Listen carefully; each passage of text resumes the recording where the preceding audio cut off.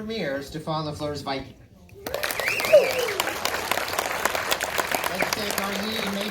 I'd like to thank Lafleur. An enormous pleasure to be up here to introduce this film and this filmmaker.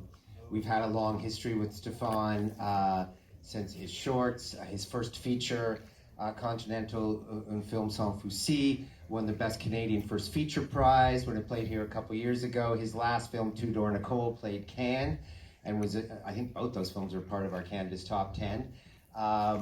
This film shows that his distinct, unique gifts are very much intact. He's got a really kind of off-the-wall sense of humor, almost surreal, slightly absurdist. He's got a great visual eye. This is shot by Sara, Mishara, one of the best cinematographers in the country. It's beautiful to look at.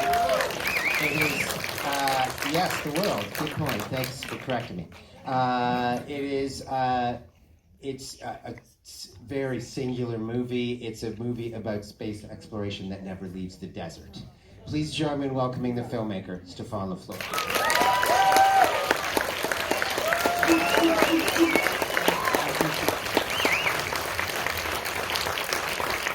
Hi, thank you so much for being here.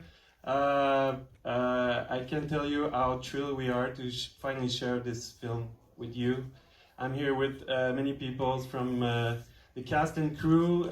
Some of them haven't seen the movie yet, so it makes it more exciting. I want to take this public opportunity to thank you, Steve. Thank you so much for everything you've done. Thank you for taking care of our film through the years. I'm so glad you picked the film so I could be here tonight. Enjoy the movie. I'll be back with the cast after the screening. Thanks.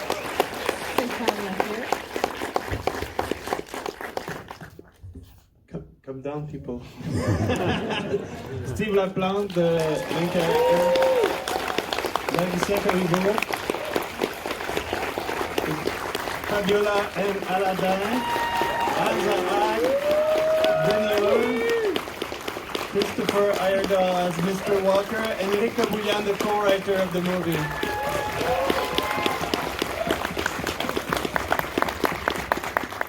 So you kind of mentioned to me earlier, we saw each other at breakfast, that this is 5 years in the making. It's a long. It's 12 years since the first Sparkle. I saw a photograph exhibit of a guy named Vincent Fournier in New York, and there were these little astronauts lost in a big desert, and I knew I wanted to do a sci-fi movie, but not the typical sci-fi. Like, I just wanted dipped in the sci-fi movie. I just wanted the suit, actually, and I wanted to find a twisted idea to tell us a kind of sci-fi story. And then I ran into a documentary about the Voyager's probes that we sent into solar space, and they were talking about the third one they kept on Earth to simulate problems they had in space, and they were able to solve mechanical problems from far away. And I thought, what if we apply that to humans? So that's how Viking came. And then and then in front of all these possibilities, I was kind of lost after a first draft, and I asked my friend Eric if he wanted to co-write the film with me, so we could do that in less than 10 years. And, the title came from the Landers Viking 1 and 2 they're talking about at the beginning of the movie. They were landed that's a true story. They the Americans landed two Viking 1 and 2 on Mars in 1976, and so the first pictures of the surface of Mars came back in 76. Yeah, and I thought it was I like the idea of a title that was not what you're gonna see. There's no Drakkar and stuff like that. Yeah. I'm sorry. Est-ce qu'il y avait de l'improvisation dans le... No, absolutely not. No. You don't have the right to improvise with Stephane. Always, it's the toughest part was to not play too much, because it's a comedy and and we had so I had the reflex to push a bit, and Stephane was always holding back. Just relax, Steve, relax. Less is more. Less is more was the leitmotiv of this film. Hamza improvised a bit. There's a few things that Hamza improvised that we kept in the movie. I did. Yeah, the crumbs in front of the thing that was his idea.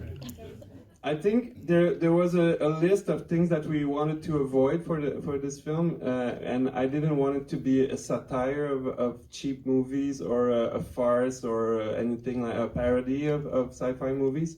So I wanted, so the drama part of the movie was important for me, and I wanted us to believe in what David is trying to achieve, even though the situation is totally absurd. But the way we were talking about the movie is that we need to believe you. We need to believe this arc. And the tough part was because he's getting really bad at some point, and he becomes an asshole, and we started hating him. And I was hoping. And thanks for your comment, but I was hoping that we would get some sympathy for him at the end of the day. But I don't know if it worked for everybody. But that was one of the challenge we had in doing the movie. For the actors, what was it like playing somebody else? It's hard not to feel like you're playing somebody that's playing somebody that's playing somebody. There's a moment where you just try to do what you have to do and not think too much about the fact that the person is not really being herself or himself.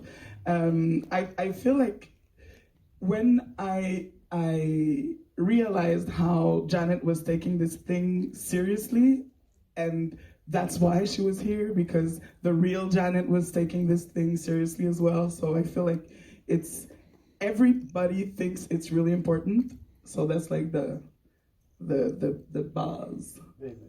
Yeah. Choice to shoot on film. I've been working with Sara Mishara for 16 years now. We've done 4.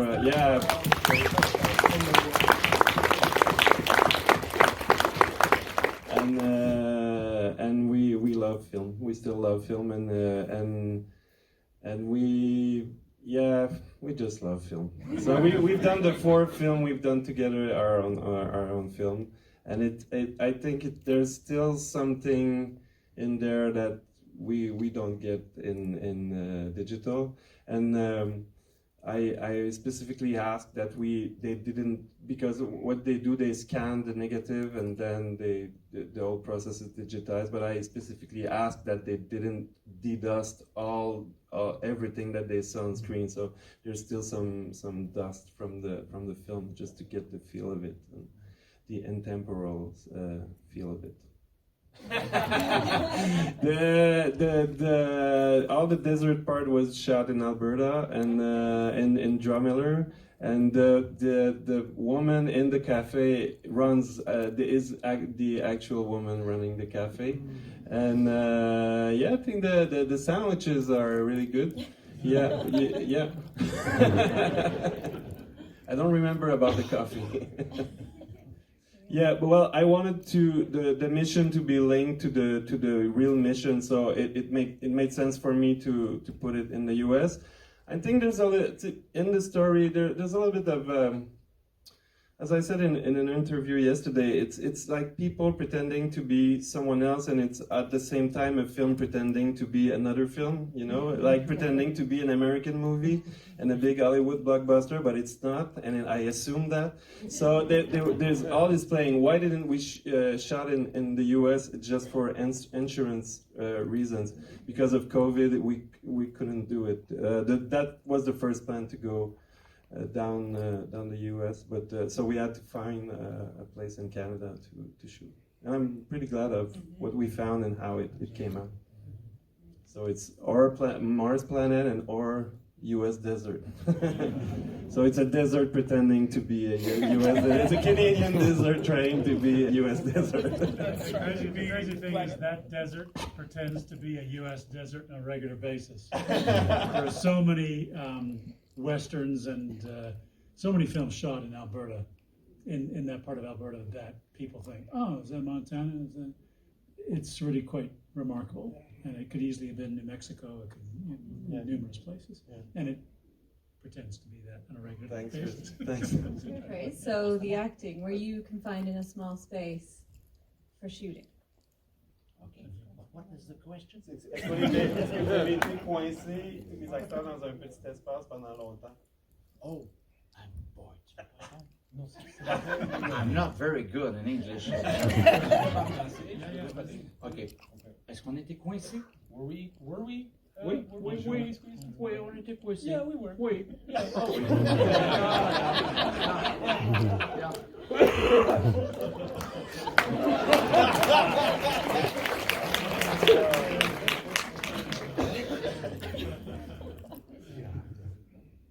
We were shooting outside all the inside of the station was shot like 45 minutes from Montreal, and it was a quite a depressing place. So you could say that we were trapped in a small space every day for a certain time. Yeah, we were stuck in that balls. It was the great. That's where we stuck, and it was it was in the helmet. It was hot and it was cold, and we had every kind of problem with that we solved. That the crew solved. There's a lot of work in that. There was some lighting, some sound, comment on dit ça, la ventilation, ventilation. So yeah, a lot of work in that. Any real hikers come upon the set and wonder what the heck is going on? Yes. Well, some people wondered what we were doing.